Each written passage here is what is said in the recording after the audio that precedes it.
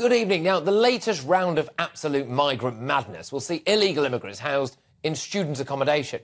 Bear in mind that a leaked memo from the Home Office appears to say that they expect the Channel migrant crisis to go on for about another 5 years. Well, we've used military bases, we've used up hotels, we've used up social housing, new houses, new apartments. Now it's student accommodation. I mean, at what point do you have a state-mandated asylum seeker on your sofa?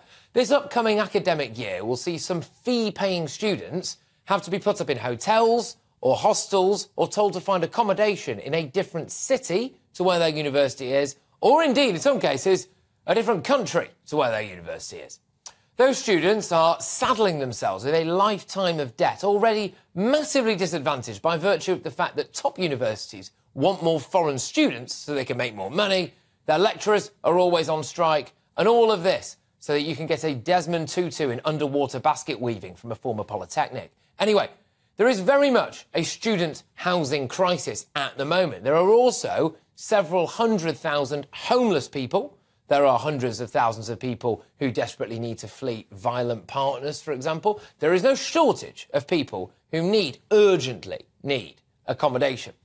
But yet again, everything goes out the window so we can house illegal immigrants. 10 unused student accommodation and former office sites are currently being considered, with each averaging around 500 places per site. The Home Office was previously granted permission to turn former student accommodation in Stafford into a home for 481 asylum seekers. At the start of 2023, the Home Office overcame resistance from the local council in Coventry after making plans to house migrants in former student accommodation with a capacity for more than 100 people.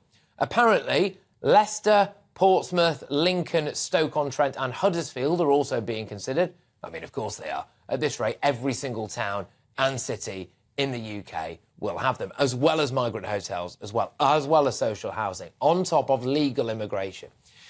Now, they'll be using the set of Coronation Street. Emmerdale Farm will just be a migrant commune, won't it? But seriously, how long is it before they say, sorry, we're just putting a tent in your front garden to house some Channel migrants? Can we just imagine, for a second, if we devoted half as much time, attention and creativity towards housing our own needy citizens as we do to bending over backwards for illegal immigrants? Honestly, just look around and ask yourself, where does this end?